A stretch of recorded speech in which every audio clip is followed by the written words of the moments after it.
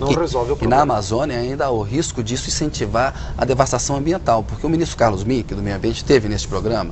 Ele disse que a esquerda tem muita dificuldade de reconhecer que a maioria dos acampamentos do MST na Amazônia, eu gostaria de saber se o dado está correto, se eu tenho alguma crítica ao que ele disse, mas ele disse o seguinte, que a maioria dos acampamentos fracassou e as famílias acabam derrubando a mata porque não receberam infraestrutura, apoio, ou seja, dá o lote para o cidadão, ele fica lá, aí ele desmata e que isso é um problema. O dado está correto, Stedley? Eu vou explicar melhor, que eu acho que o próprio ministro não tem tanta vivência da Amazônia, e embora eu seja gaúcho, mas eu tenho viajado muito e nós ouvimos informes da nossa base que mora lá. Vamos lá. A primeira crítica é o seguinte, tem que diferenciar o que é projeto de colonização e o que é projeto de assentamento. Projeto de colonização é em áreas públicas e normalmente ainda é floresta.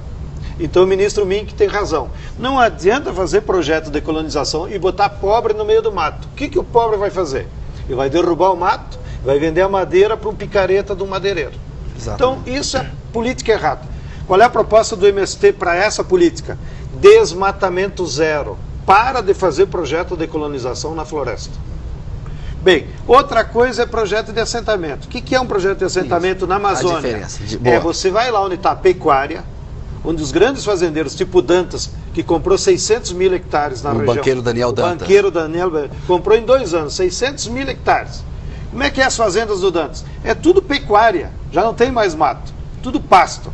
Bom, nessas fazendas cabe a reforma agrária. Então vai o INCRA, desapropria, paga o sujeito, e em vez de você ter uma pecuária predatória, porque a pecuária também, agora está provado cientificamente, ela emite gás carbônico, o metano, etc. e tal. Então você pega essas áreas degradadas e aí sim distribui para as famílias. Então todos os acampamentos do MST no estado do Pará são em fazendas de pecuária. E eles eles são um sucesso? Eles estão indo bem? Bem, quando há uma desapropriação, evidentemente que muda completamente a face. O pessoal que pode nos ouvir lá de Marabá sabe disso, porque antes você tinha uma fazenda com 50 mil hectares, que produzia boi, e o Free Boi leva esse boi para Goiânia, e nem fica sequer o ICM lá para Marabá.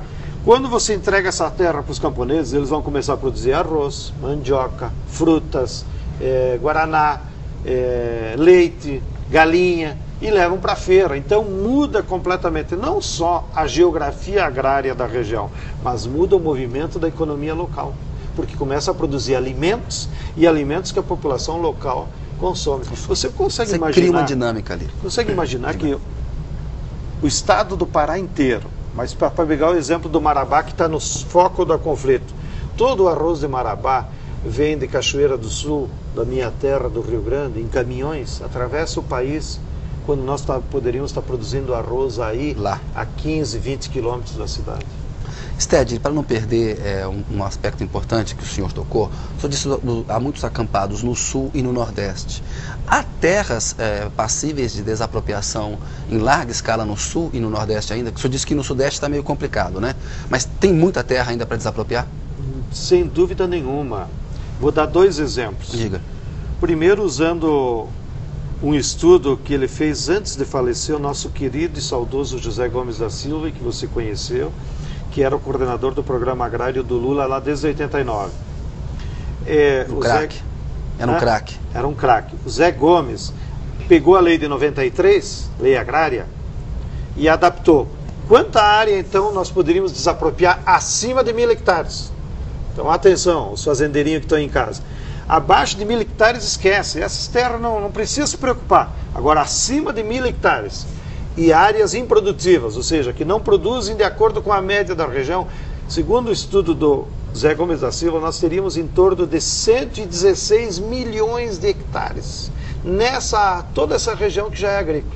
Segundo dado que é importante quem está em casa saber. Agora, o censo agropecuário do IBGE, como a concentração da propriedade da terra continuou, apareceu os dados. Apenas 15 mil fazendeiros no Brasil que têm áreas acima de 2.500 hectares. Então aumenta um pouquinho mais a fazenda. 15 mil fazendeiros, que a maioria deles mora aqui em São Paulo, nos Jardins. Lá? 15 mil fazendeiros no Brasil são donos de 98 milhões de hectares. Então, O dia que nós quisermos fazer uma reforma agrária séria, tu assenta todo mundo desapropriando apenas 15 mil fazendeiros. Mas o cara, digamos, o cara mora nos Jardins, tem uma fazenda de 3.000 hectares. Se ela é produtiva, tá fora. Tá fora. Tá fora. Tá fora. Só se for improdutiva. Só se for improdutiva. Essa é a lei. Essa é a lei. E por isso que eles não querem atualizar o índice de produtividade, porque eles querem continuar protegendo aquelas fazendas. O que é o índice de produtividade? O índice de produtividade é o seguinte: a Lei Agrária de 93, na época do Itamar Franco, ela tratou de regulamentar aquele artigo da Constituição que diz o seguinte: para o sujeito ser dono de terra no Brasil tem que cumprir função social.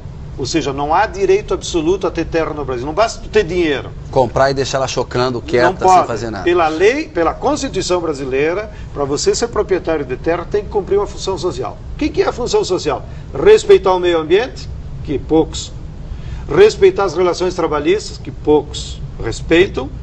Respeitar o meio social e ter o índice de produtividade médio da região. Bem, então, como é que se mede qual é a média da produtividade na região? O IBGE e o INCRA dividiram o país em 450 micro-regiões, de acordo com o seu bioma e com sua vocação agrícola. Então, cada uma dessas 450 micro-regiões, você tem que fazer o cálculo, qual é a média de produtividade do feijão, do gado, da vocação daquela região. Bem, e aí, a grande propriedade que não tiver nem na média é passível de desapropriação. É passível de desapropriação. Para cumprir a função social da terra. Para cumprir a função social. Agora, o que acontece? Lá em 93, como o Collor não fez o censo de 90, uma idiotice dele na época de 93, então, o último dado estatístico que havia sobre a média de cada micro-região era do censo anterior, de 1980. Não, de 75. De 75? É, de 75. O último